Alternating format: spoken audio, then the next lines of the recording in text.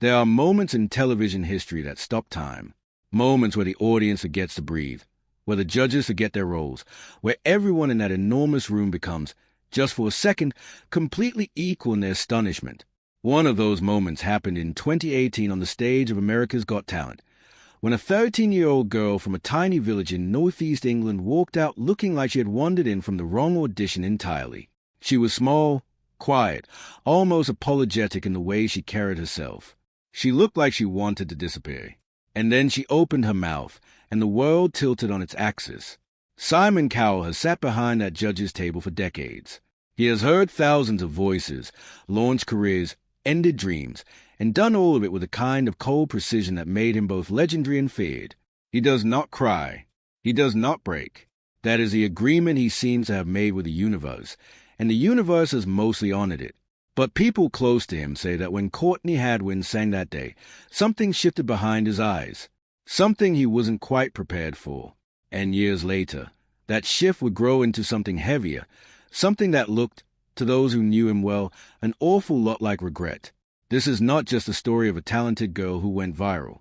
This is a story of what happens after confetti falls, after the contracts are signed, after the cameras move on to the next extraordinary thing. This is a story of Courtney Hadwin, and the moment Simon Cowell reportedly could no longer hold back the emotion of what the industry had done to her. Courtney Hadwin was born on July 6, 2004, in Hesleden, a former mining village sitting quietly near Hartlepool in County Durham. It is not the kind of place that produces international music sensations.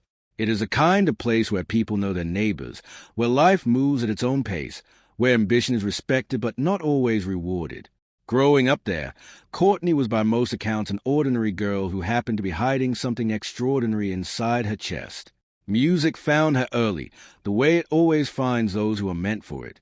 She sang at home as a small child, the way many children do, but there was something different about the quality of what came out of her. Her family noticed it. Her parents, Paul and Emery, were not music industry people. They were ordinary, hard-working parents who recognized that their daughter had something special and quietly dedicated themselves to helping her pursue it. Her father took on extra work, including pizza delivery, to help cover the cost of singing lessons and travel to auditions across the north of England. That detail alone tells you everything about what kind of family stood behind Courtney Hadwin. By the time she was around 9 or 10 years old, she had begun singing with genuine seriousness. At 11, performing an open MIC session at school where she sang Say Something by a Great Big World and Christina Aguilera, something clicked publicly for the first time. A video of that performance spread locally, and the reaction from classmates and community members was immediate and unanimous. This girl was something else entirely. She began busking, taking lessons at multiple academies, and entering competitions. She reached the grand final of Teen Star UK. She won Hartlepool's Performer of the Year. She opened for Sister Sledge in front of 18,000 people at a summer festival. By any measure, she was accelerating fast. Then came The Voice Kids UK, where her volcanic rendition of Tina Turner's Nutbush City Limits earned her a spot on the show and pushed her through multiple rounds. She was becoming impossible to ignore, and the people whose job it was to notice such things were, indeed, noticing. When Courtney walked out onto the America's Got Talent stage in 2018, she was 13 years old and looked younger. The contrast between that quiet exterior and what emerged when she began singing Otis Redding's Hard to Handle is one of those things that genuinely defies easy description. Her voice was not a 13-year-old's voice in any recognizable sense. It was raspy, raw, and ancient in a way that made you wonder briefly about reincarnation. The energy that overtook her body the moment the music started was equally startling. She moved like someone who had been performing in smoky clubs for 30 years. The shy girl who had walked out simply vanished, replaced by something untamed and electric. Howie Mandel hit the golden buzzer. The crowd erupted. Simon Cowell, the man who treats emotional restraint as a professional obligation, sat back in his chair and looked genuinely moved. He told her she had been this shy little thing when she came out, and then she sang, and she became like a lion. It was one of the more human things he had said on that stage in years.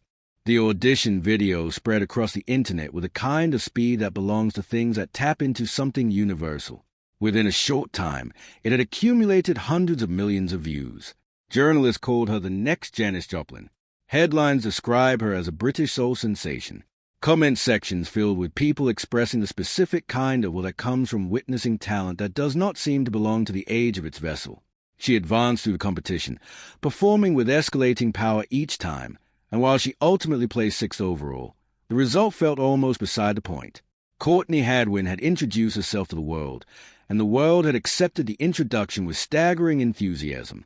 Simon Cowell, recognizing what was in front of him, signed her to Psycho Music in partnership with Arista Records shortly after the season ended. She was 14 years old. It seemed, to everyone observing from the outside, like the beginning of an extraordinary story. What the outside rarely sees as a machinery. The music industry at the major label level is not built for nurturing. It is built for producing, and those are fundamentally different things. When Courtney Hadwin signed her recording and publishing contract with Psycho and Arista, she stepped from the world of competition stages into a system designed by and for adults, operating on timelines and commercial objectives that had nothing to do with the emotional or artistic development of a 14-year-old girl. The pressure arrived almost immediately and from every direction at once. There were recording sessions with multiple producers who had clear ideas about what Courtney's sound should be. There were co-writing rooms where themes and styles were pitched that did not resemble anything she would have chosen for herself. There were promotional obligations, media appearances, and the constant expectation of performance readiness. She was traveling between the United Kingdom and the United States regularly.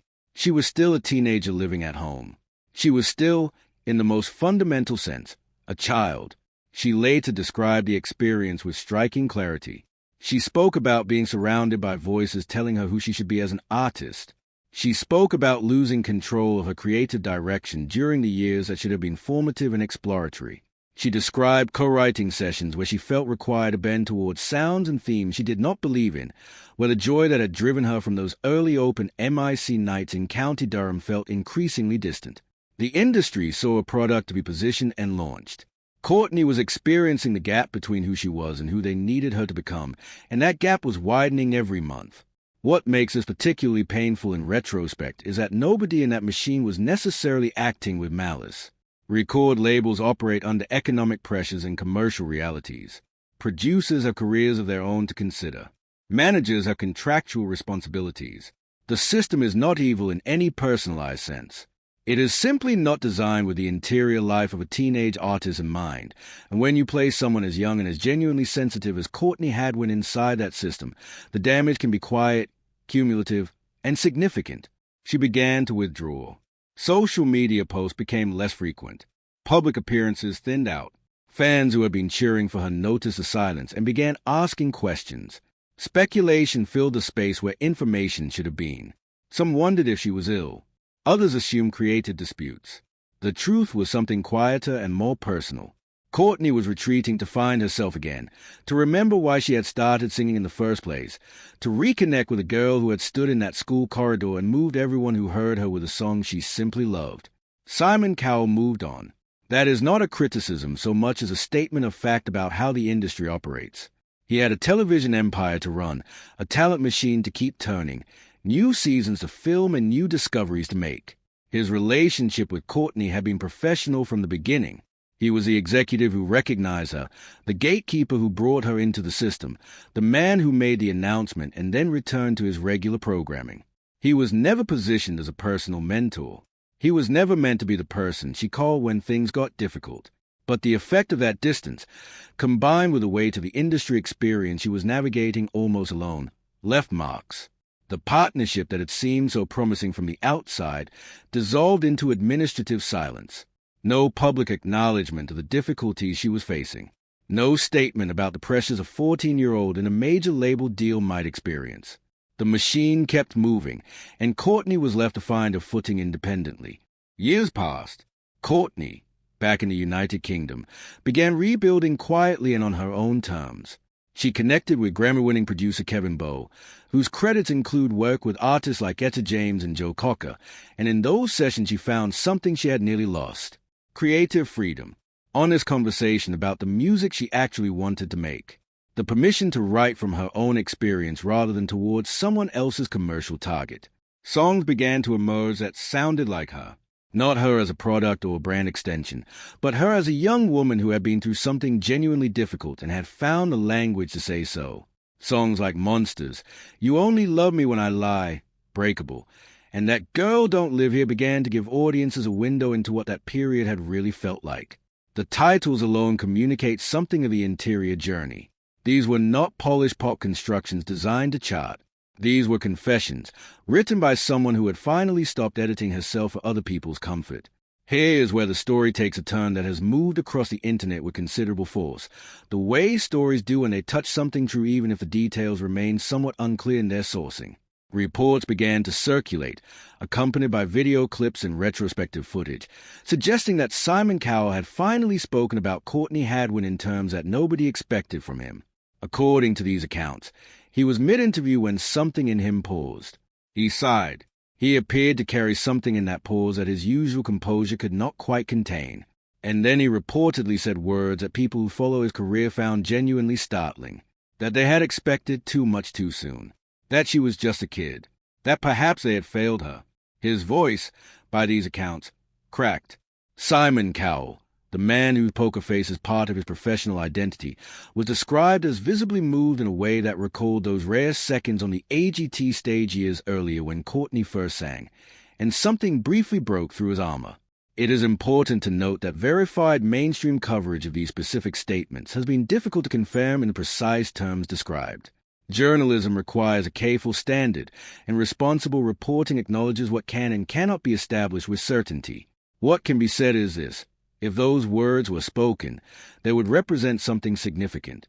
They would represent a powerful figure in the entertainment industry doing something that powerful figures in entertainment rarely do, which is look back at a young person they helped propel into an overwhelming situation and acknowledge, out loud, that the system may have gotten it wrong.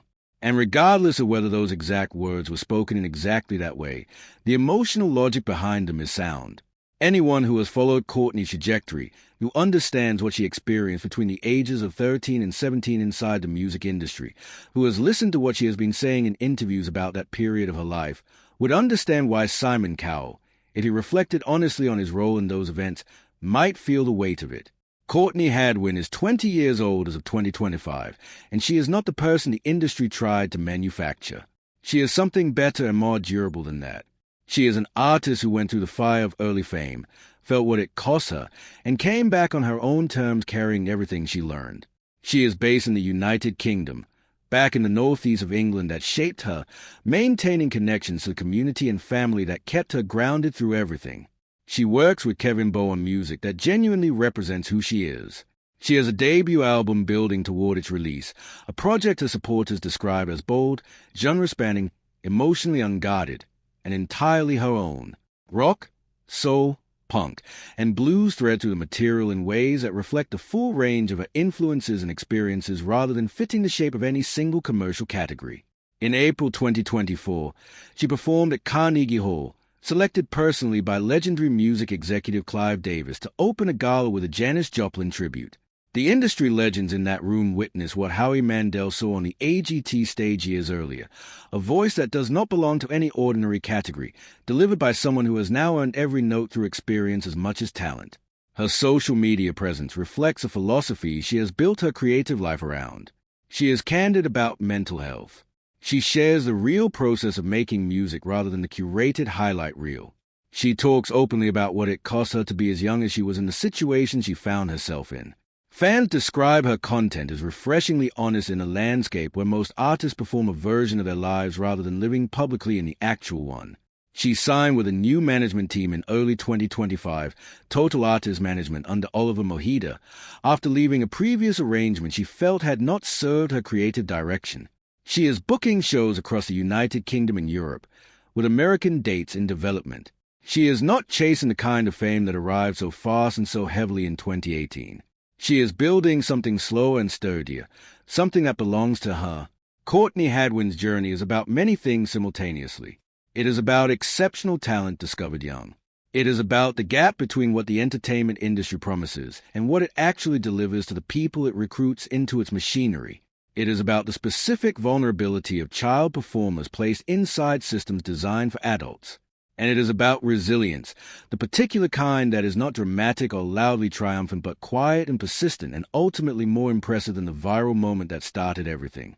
The entertainment industry has a long and unresolved history with young talent. The pattern repeats across generations. Extraordinary ability discovered early, rapid elevation into commercial machinery, pressure that outpaces emotional development, some form of collapse or withdrawal, and then, for the lucky and determined ones, a slower rebuilding towards something more authentic. Courtney's story follows at